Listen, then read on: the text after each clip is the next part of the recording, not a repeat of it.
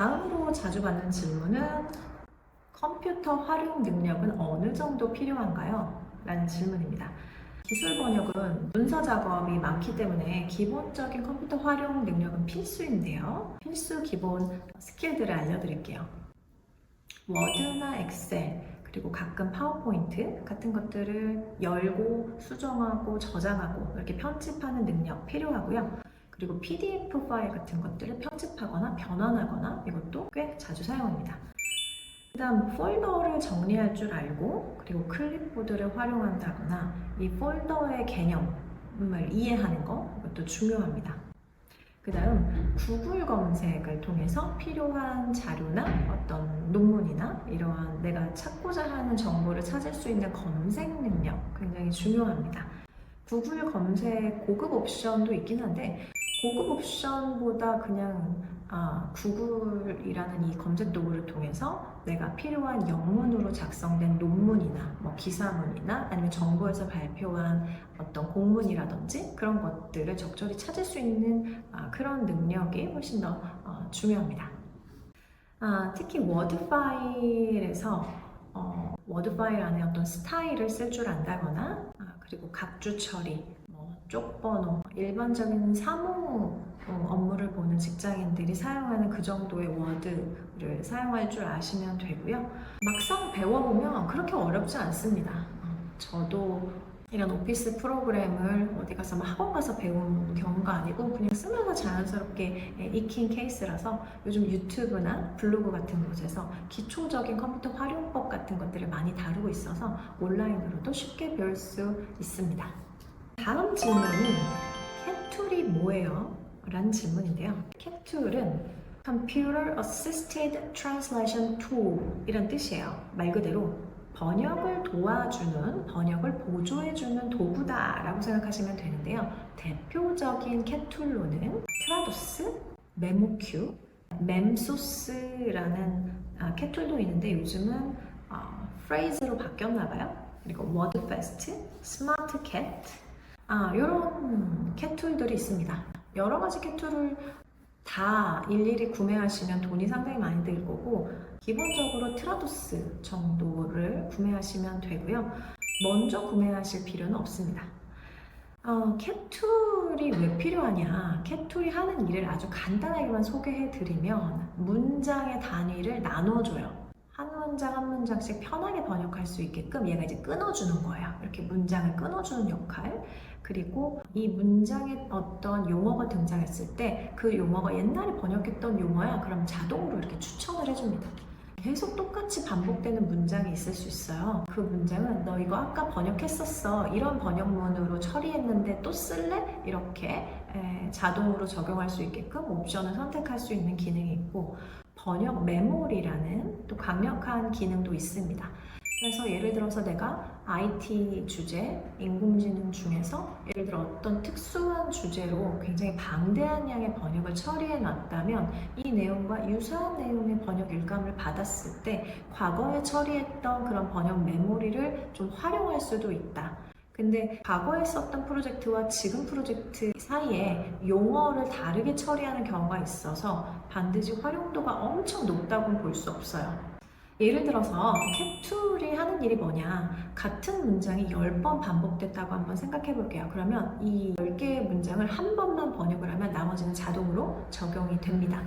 자동으로 적용된다고 해서 얘가 알아서 차라라락 입력을 해주는 것은 아니고요. 번역가가 일일이 보면서 한 번씩 클릭해주는 이 수작업, 확인을 하고 클릭하는 이 작업이 필요합니다. 기술 번역가인데도 캣툴을 사용하지 않는 분들도 많아요. 기술 번역인데 캣툴을 안 쓰는 분야도 많다라는 것도 기억해 주세요. 그런데 그러한 주제는 보통 아주 전문적이거나 난이도가 높은 경우가 많아서 초보 번역가님들은 기술 번역에 이제 도전한다 라고 한다면 캣툴을 익혀두시는 게 도움이 됩니다. 10번째 질문입니다. 캣툴 먼저 살까요? 결론부터 말씀드리면 아니요, 캣툴 먼저 사지 마세요.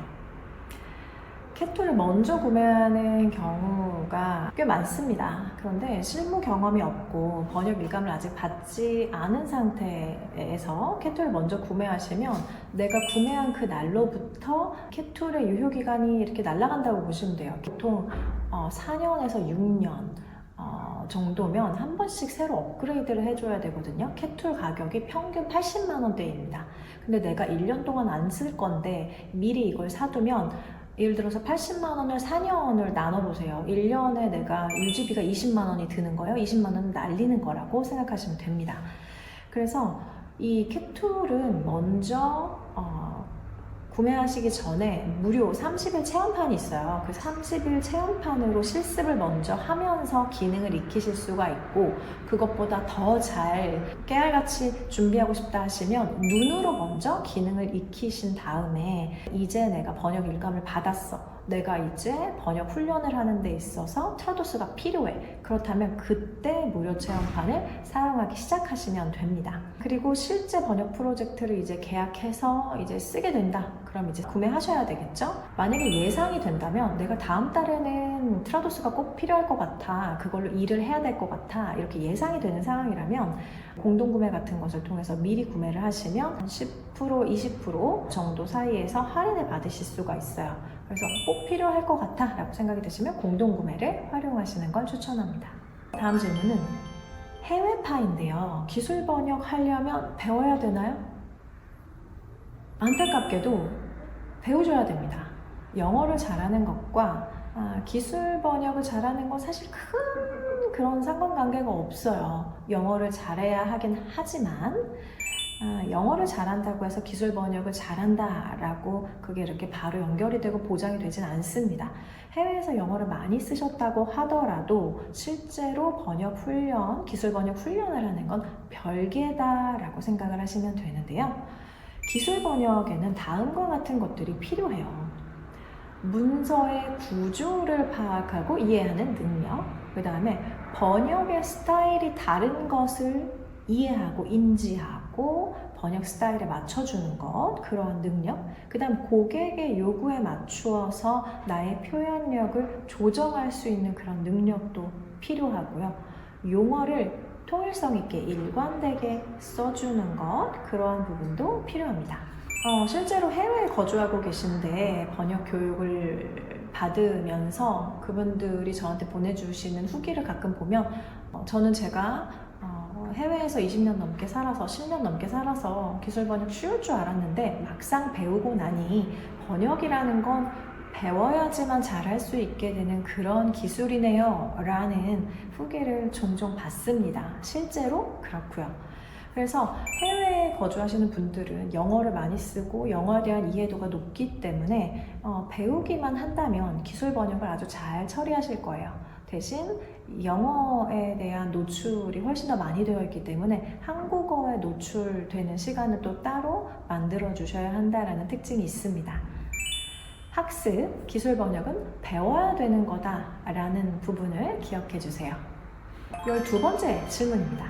기술 번역가는 한 달에 며칠 일해요? 프리랜스 번역가는 스스로 일하는 날을 정하는데요.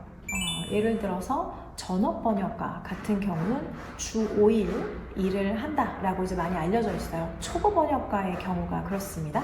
그래서 한 달에 한 20일 정도 일을 한다. 그리고 부업으로 일하시는 분들은 일주일에 한 2, 3일 정도, 한 달에 한 10일 정도, 부업이라는 건 파트타임, 소량의 적은 분량의 일감을 처리한다라고 보면 되는데요. 경력이 늘면 늘수록 근무해야 하는 근무 일수가 많이 줄어듭니다. 무슨 말이냐면 번역의 품질이 높아지기도 하고 번역 품질이 높아진다는 건 번역료가 올라간다는 거예요. 번역료가 올라가니까 옛날만큼 똑같은 양으로 일하지 않아도 내가 필요한 그런 수입을 적게 일하고도 더 많은 수입을 얻을 수 있는 구조가 된다는 건데 경력이 늘면 저 같은 경우는 한 달에 한 최대한 많이 일하면 보름 정도, 한 2주 정도 일을 하고요. 경력 번역가들은 보통 나머지 시간을 쉬거나 아니면 본인의 몸값을 더 높이기 위한 자기 개발을 하거나 또는 또 다른 분야의 공부를 하거나 보통 그렇게 다양하게 시간을 활용합니다. 왜 이렇게 경력 번역가는 한 달 내내 일하지 않고 2주만 일하는 거예요? 그럼 돈 더 벌 수 있는데 라고 생각하시겠지만, 경력 번역가들은 번역 일감이 어차피 꾸준히 들어오고 있고, 번역 일이라는 게 전문직이긴 하지만 나름대로 좀 고된 작업이에요. 그래서 한 달 내내 초보 번역가 시절에 그렇게 일을 해 봤기 때문에 쉬는 것도 나의 체력도 좀 비축하고, 그리고 그 시간을 활용해서 내 몸값을 더 높이는 게 더 지혜로운 방법이다 라는 걸 경력 번역가들이 이제 점차 익히게 되거든요. 그래서 굳이 한 달 내내 일하지 않고 보름만 일해도 충분히 본인이 필요한 수입을 얻고 또 쉴 만큼 쉬고, 그렇게 살아가는 라이프 스타일이 훨씬 더 윤택하기 때문에 그런 삶의 방식을 택하는 거거든요. 우리가 하루 이틀 살고 내일 죽고 이런 문제가 아니라 쭉 오랜 시간 일을 하고 오랜 시간 장기간으로 기술 번역가로 살아가려면 계속 미친 듯이 일만 하면서 달려갈 순 없거든요. 일했다가 쉬고 또 충전하고 또 일했다가 쉬고 충전하고, 이게 돼야 장기간으로 갈 수 있기 때문에 이러한 라이프 스타일을 경력 번역가들이 많이 선택합니다. 그래서 일감이 몰릴 때는 휴일이나 주말에도 일을 하기도 하지만, 일정을 본인이 잘 안정적으로 관리하고 있다면 본인이 쉬고 싶을 때 쉬고, 또 휴가 날짜도 고객과 미리 조율이 되어 있다면 원하는 기간에 원하는 기간만큼 휴가를 떠날 수도 있다라는 굉장히 강력한 매력이 있죠. 대신 번역가들은 이 데드라인이라고 하는데 납기일을 반드시 지켜줘야 됩니다. 그래서 시간 관리하는 능력이 되게 중요하고요. 자기 관리하는 능력도 중요합니다. 한 달 뒤에 마감이니까 한 2주 놀고 3주째부터 일하지 이런 식으로 했다가 나중에 굉장히 큰 문제가 발생할 수 있어요. 그래서 미리미리 일정을 관리하고 본인 자기 관리를 해서 프로젝트를 진행함에 있어서 문제가 없게끔 관리하는 능력이 아주 중요합니다. 다음 질문은 번역가는 하루에 몇 시간 일해요? 라는 질문인데요. 번역가는 몇 시간 일한다기보다는 내가 오늘 처리해야 되는 작업량을 기준으로 생각하시면 좋은데요. 예를 들어서 하루에 2,000단어를 번역한다. 그러면 보통 4시간에서 6시간 정도가 소요됩니다. 2,000단어 번역하는데 4시간이나 걸려? 라고 생각하실 수 있는데, 초보 번역가들이 만들어낸 2,000단어의 번역문의 퀄리티와 경력 번역가들이 만들어낸 2,000단어의 퀄리티는 굉장히 많은 차이가 납니다. 초보 번역가가 만들어낸 2,000단어 이 품질을 만약에 5 정도라고 생각한다면, 경력 번역가가 만들어낸 2,000단어의 이 품질은 최소 2배, 3배 또는 그 이상 품질이 훨씬 뛰어나요. 그래서 이 초보 번역가가 만든 2,000단어 수준을 이 경력 번역가가 작성한 2,000단어 수준으로 끌어올리려면 훨씬 더 많은 시간이 걸리거든요. 다시 말해서 2,000단어 번역하는데 왜 4시간이나 걸려? 라는 것이 아니고, 훨씬 더 높은 퀄리티로 번역문을 만들어내기 때문에 초보 번역가들이 투입하는 4시간과 경력 번역가가 투입하는 이 4시간의 결과물의 차이가 엄청 많이 난다 라고 생각하시면 돼요. 그러니까 경력 번역가는 2,000단어 1시간이면 끝날 것 같은데, 그러니까 금방 이렇게 후루룩 막 번역하는 게 아니라 정말 최대한 완성본에 가깝게 번역을 해내기 때문에 시간이 이 정도 걸린다 라고 생각하시면 되고요. 초보 번역가들은 처음에 번역 처리하는 속도가 굉장히 느릴 거예요. 근데 속도는 크게 걱정하지 않으셔도 돼요. 많은 분량을 처리하면 할수록 번역의 속도가 굉장히 올라가거든요. 처음에 번역 속도가 느린 건 정상이다.